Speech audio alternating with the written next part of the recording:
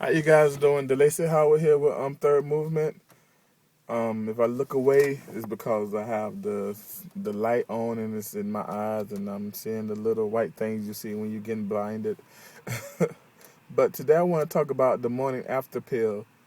There's a judge that just made it legal for everybody to be able to buy the morning after pill, no matter how old you are or what age you are. You can pretty much buy the morning after pill. And there's be 3 points I want to make in this. Um, the first point is gonna be we giving our kids a license to pretty much have sex with this. And then especially when the kids don't have to have their parent permission. The second point I want to make is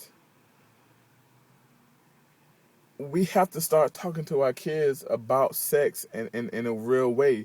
We have to start talking and let them know the truth about sex and the whole truth, especially inside the inside the Christian community. It's one thing for kids outside the Christian community to be using this, but it's another thing for the kids inside the Christian community to be using it. And the last point I really want to make is where are we sending this culture? Where is this culture that we're in now? Where is this going? And I don't even so much want to focus on just young kids as well, because there's going to be some grown-ups who are in relationships that are not married, and they may slip up and not wear a hat that night or whatever, and they're going to be going to buy this pill. So it goes on so many levels. But the first thing, getting back to the first point I wanted to make is we have to. We can't give the kids that much power. That's too much power. There's got to be, for somebody to learn, there has to be a consequence. If I touch a hot stove and I know it's hot, the consequences of me touching that stove is I'm gonna have a burn on my hand that's gonna hurt for a while. The consequences for kids who having sex are get out there getting pregnant is literally the baby. Now you can say, well, like Obama said, well, I don't want my kids to make a mistake and then have to have that mistake with a baby, have to take responsibility of a baby. Then teach your kids not to make the mistake. Having sex early is not a mistake. Anytime somebody have sex is never a mistake. I don't understand where that's coming from, that mistake. Oh, that baby was a mistake. No, it wasn't. That was you in your lustful moment, and you had the opportunity to say no or yes, and you said yes. There was no mistake. That was what you wanted. But now the baby comes, it's a mistake. But that's going off subject. We have to really be mindful of what this is sending, and the most important part was any age can get it.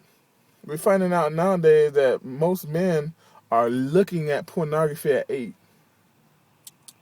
I know when I was in high school, I went from pretty much an all minority high school to an all majority high school, which all minority was all black, Hispanics, Haitians, to all pretty much white.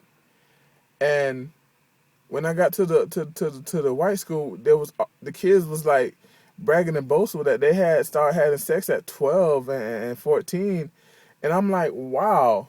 I don't, that was a good 10, 20, 10, 15, 10, 11 years ago, 10, 20 years ago. I hate that old. But that was a good 10, 11 years ago. And now, ain't no telling what age these kids are starting. You know, you're hearing stories about, I'm reading stories about kids being 11, 10, 11 years old pregnant, little girls.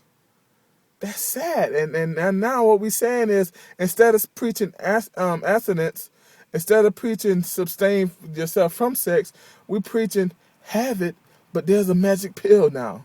There's something magical that can stop you, even if you don't want to wear protection. There's something that can stop it. But what about the diseases? What about the diseases that's out there that the pill is not gonna cure or stop you from getting? We really have to start into the next one. We gotta start educating these kids. I'm gonna tell you, sex is so strong and power that even most grown-ups don't understand it. Most grown-ups don't understand having sex. Most grown-ups are still getting pregnant and then killing and having abortions, killing the baby. So how do we expect for grown-ups not to understand it, that little kids is going to understand it? And by putting this pill out, saying it's literally saying that it's okay. At some point inside the Christian community, we got to have a talk with our kids. We have to have a talk with our kids about sex. There's no hiding around it. We have to be more. We have to start studying it more. How to do it. How to have the talk. We got to be more concerned about them having it. We got to preach more abstinence. We got to preach more abstaining from sex. We got to preach more purity. That's something that's not even preached in the church no more. Most church I've been to, I don't know about the church as a whole, but in most church I've been to, they don't preach purity no more. That's crazy. That's crazy. So it's so much going on. There's so much out there for a kid to do that's giving them license to do sin. Right now we giving our kids all kinds of license to do sin. And if the kids have a license, of course adults have a license. We don't have no fear of sin anymore. We don't have no fear of God anymore. We don't. We took God out of everything and put sin into everything. It's only going. I understand people say it's only going to get worse. It's only going to get worse. But that's cool if it get worse outside the church. We're talking about inside the church, because it's going to be kids whose parents are believers that's going to take this at a young age. It's going to be kids whose parents are pastors and deacons and are functioning people in the body of Christ who's going to take this at a young age. Listen, people, we have to get back to the ways of God. We have to get back to sex, no sex before marriage. I know that sounds so foreign, and I wouldn't preach this. I'm not married, and I wouldn't preach this if I was living in it. It's not easy at all. It's not easy at all, but it's something that we have to do. It's something that's commended to us by God. We have to be pure. We have to be righteous. Our kids have to be pure. Our kids have to be righteous. I can't sit idle and let this person walk into sin and knowing that sin is death. You know, we don't know what's gonna. I feel like I know what the outcome gonna be, but we don't know what the outcome gonna be. When you tell a kid that now you don't have to wear a condom. If you go at it without wearing a condom just in the morning, take a morning after pill. Everything's gonna be alright. It's gonna be magical.